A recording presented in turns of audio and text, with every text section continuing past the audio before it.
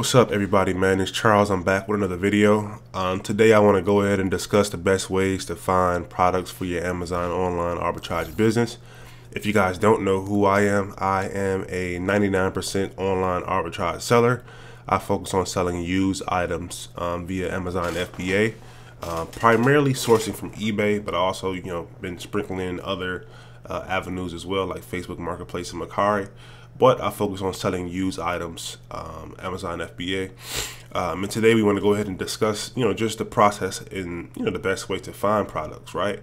Because what I've seen so far is that when you're starting out, you primarily have two main problems, right? Either you have no capital or limited capital, right? So you don't have enough money to buy the product, or B, you lack the knowledge to find the product, right? So once you understand and have the knowledge to find a product, and you have the capital, from that point it's all about reading the data and go ahead and pulling the trigger to buy something, right?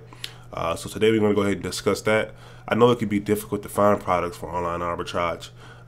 There's a lot of back and forth as you check the price on the product, you check the demand, check the sellers, right? So it's a lot of moving parts to understand if you should buy it. There is no simple solution when it comes to this, but there are things that you can have in place that make that a lot easier. For me, what I use is Keepa. Like I said, you guys probably seen previous videos. Keepa is basically a data system that kind of keeps track of all of the data when it comes to a product on Amazon. And I'll jump into that in a second. Secondly, I use SellerAmp, right? SellerAmp is a quick software that I use to be able to say, hey, I plug in the sale price. So I'll look at Keepa to see the average sale price, what it's been selling for, just kind of collecting all the data, and I'll input that into SellerAmp and say, hey, I plan on selling this product for $100. Then what it'll do is, in turn, it'll let me know the maximum price that I can buy that product for if I want to keep my return on investment or my profit margin that I've inputted into SellerAmp. So for me, I always look for a 35% profit margin. So it'll always tell me, hey, this is what you need to buy it for if you want to keep that profit margin, right? And I know kind of selling on Amazon in 2022, man, it's all about finding a good product. A product that you can sell for a product that you can sell for a profit. It has to have demand. I would say low competition, but the competition piece, it does not have to always be low, right? I've had listings where it sells 1,000 times a month and it's had 60 sellers on it, right? As long as you're in competition with that FBA buy box, the FBA price, you probably will get the sale, right? But you only win on the product on the buy side. You never win on the sell side, right? Because I understand that the product is going to sell for what it's going to sell for. But if I do my due diligence and make sure I buy it for the right price, at that point I know when it goes in and when it's going to get sent in, I'm fine because I bought this at the right price, right? So I know you guys on my page, there's been a lot of people who is new or newer, should I say, to the Amazon FBA space, looking to make a quick buck. Finding a product is like finding a needle in a haystack, right? You sit at your computer. I know I've sat at my computer for hours on hours at a time, just understanding how to source, understanding what products to look for, and things like that. And I will make a video in the future about just the methods that I use. I only use two main methods. You need to be experienced when it comes to this, or just have a little bit of experience. But what I found is experience comes from just, being consistent and just sitting down an hour or 2 hours a day and just going through that process, right? Because as you be consistent, you'll start to stack knowledge day in and day out and understand what to look for and what sells and things like that. Like I said, I do use two tools, SellerAmp and Keepa. But enough about that. Let's go ahead and just jump to my screen, man, and I'm gonna show you guys some examples of what I use, how I use it, so that way you guys will go ahead and know what to look for. So I'll share my screen. All right, so when we're in here, let's go, for example, let's go ahead and just pull up an Amazon tab, and I will I'll kind of give you guys one. This is a product that I'm looking at right now. I just was looking at this about a day or two ago. This is Asus Zen Wi-Fi AX6600. Basically a whole home coverage Wi-Fi system, right? So I'll show you guys two main things. So first, you have the SellerAmp software, which is what I just spoke about, and then you have the Keepa chart. Keepa is going to let me know all of the data that I need to know when it comes to this product. Now, if you guys know or you've been watching my videos before, I primarily source from eBay. So what I look for, basically just processing, my process when I look at a product, I'll scroll here. Number one, I always go to this new and used tab right here.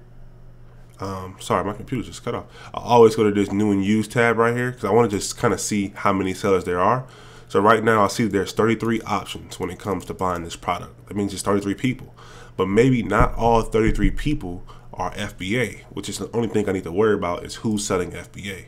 So I'll go to Prime, and now I see there's only 17 people selling this Amazon FBA, right? So Amazon FBA is always going to get the preference over the sale over just regular selling because Amazon has 100 million or so customers that pay for Prime, right? So they want to get their products in little to no time. So I have preference because I know that I'm going to sell at FBA. Then what I'll do is go ahead and dumb it down even more and say who's only selling used, right? I don't care about new because I'm not a new seller.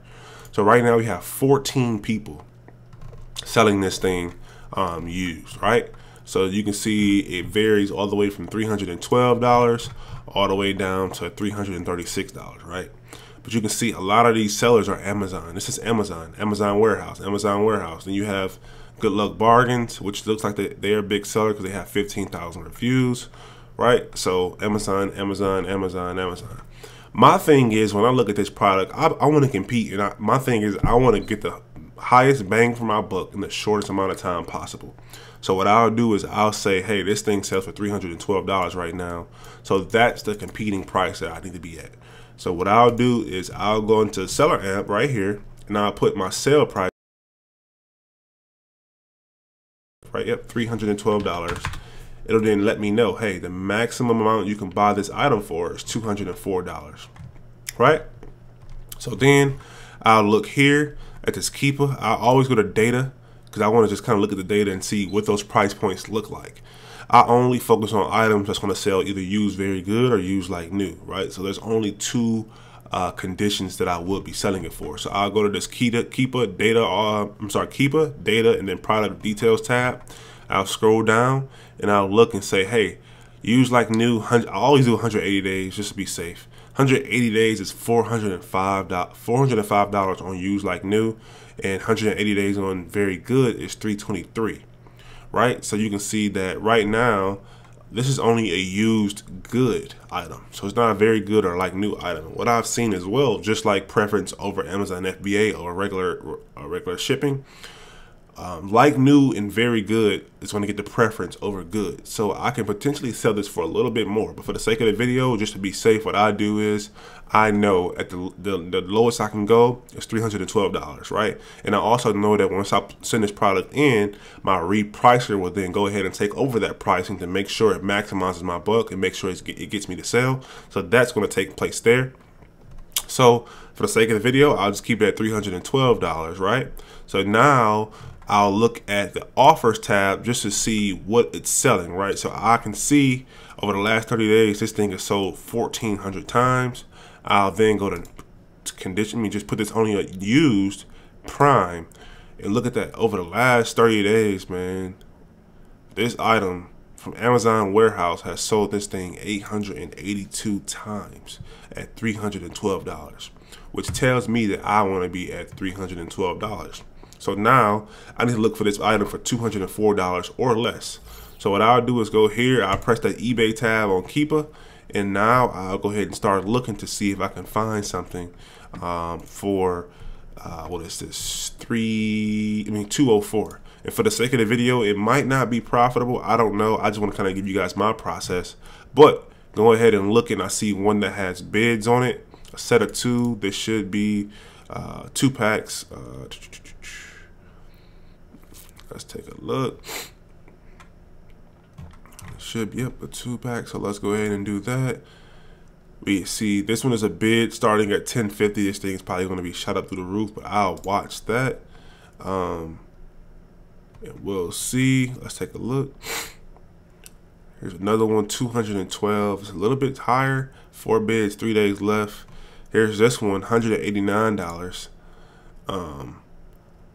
Let's take a look.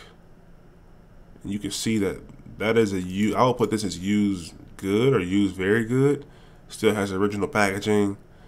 Let's take a look. You see that UPC there. And I always check the model number as well, but that UPC is 9015 is the last 4. So I'll scroll down and just cross-reference that. UPC is not there. Let's take. But this is one that I'll potentially look at, right? So I'll then take a look at that and say, 5 hours left, $189 plus $19 shipping. I know that would be a profitable item. So I would just watch that just to be safe. And I just keep going, man. And this is my process. I'll keep looking. I don't see a lot of them profitable on this particular listing. But for the sake of the video, I want to just kind of show you guys what I look at, right? More importantly, I think that's more important than just finding the product right now, because you have to know what to look for when you do find an item. So that is what I look for. I'll just keep searching this. Like I said, I see that one for $212. I wonder if I put that product number in here. Let's take a look. If I do that, copy. I want to just see what this looks like.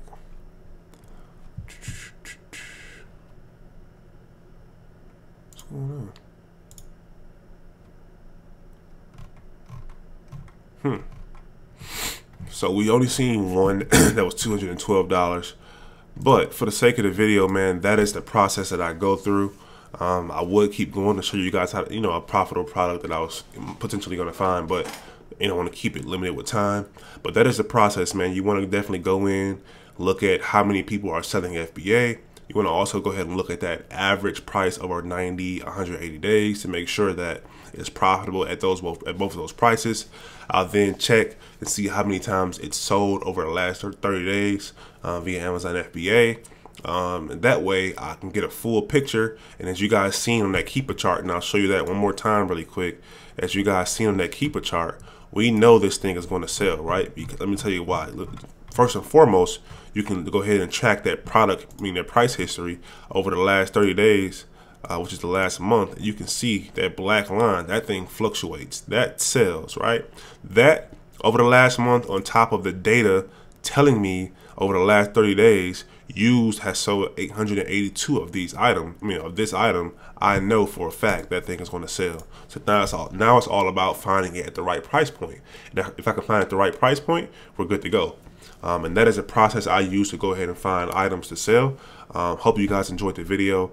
I will be posting more videos about eBay and Amazon. This video I want to just make sure you guys understood what to look for, what I use, which is Keeper and Seller Amp, and how to go forward. So if you guys have any questions or concerns, man, please leave a comment below. I definitely would look forward to helping anybody out. And I'll see you guys on the next video.